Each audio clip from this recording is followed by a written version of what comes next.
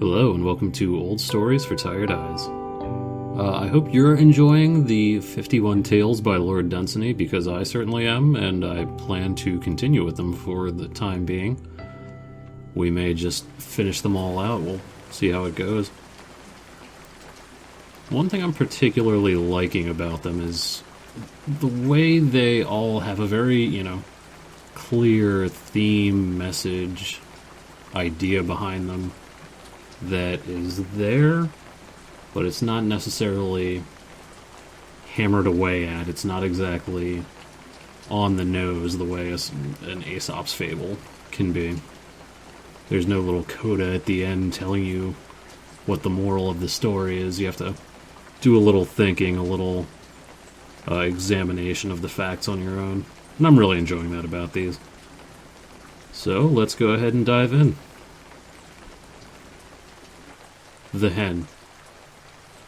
All along the farmyard gables, the swallows sat a row, twittering uneasily to one another, telling of many things, but thinking only of summer and the south, for autumn was afoot, and the north wind waiting.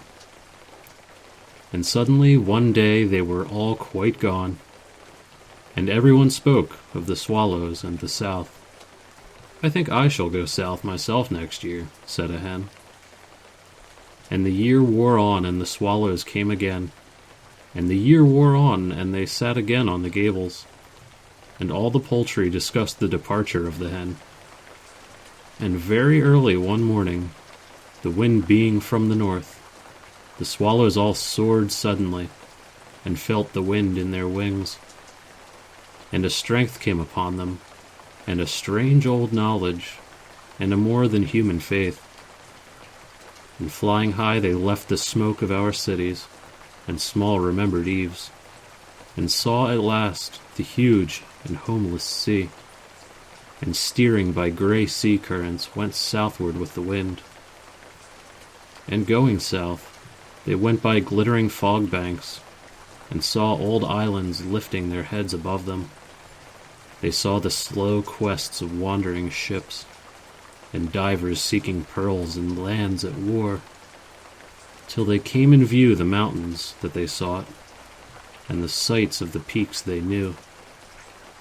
And they descended into an austral valley, and saw summer sometimes sleeping and sometimes singing song. "I think the wind is about right," said the hen, and she spread her wings and ran out of the poultry yard. And she ran fluttering out onto the road, and some way down it, until she came to a garden. At evening she came back panting, and in the poultry yard she told the poultry how she had gone south as far as the high road, and saw the great world's traffic going by, and came to lands where the potato grew, and saw the stubble upon which men live, and at the end of the road had found a garden, and there were roses in it, beautiful roses, and the gardener himself was there with his braces on. "How extremely interesting," the poultry said, "and what a really beautiful description." And the winter wore away, and the bitter months went by, and the spring of the year appeared, and the swallows came again. "We have been to the south," they said, "and the valleys beyond the sea." But the poultry would not agree that there was a sea in the south. "You should hear our hen," they said.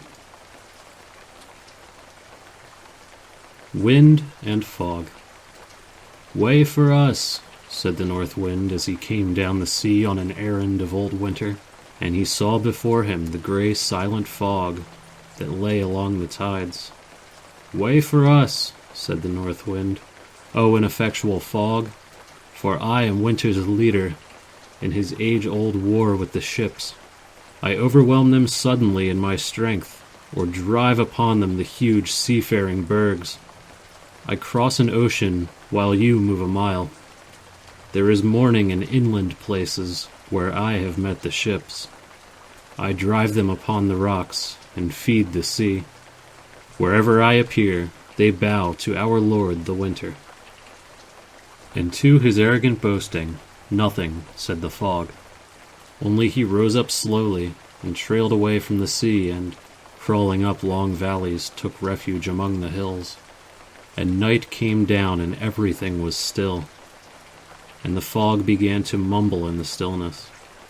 And I hear him telling infamously to himself the tale of his horrible spoils. 115 galleons of old Spain, a certain argosy that went from Tyre, 8 fisher fleets, and 90 ships of the line, 12 warships under sail with their carronades, 387 rivercraft, 42 merchantmen that carried spice, 30 yachts, 21 battleships of the modern time, 9,000 admirals, he mumbled and chuckled on, till I suddenly rose and fled from his fearful contamination.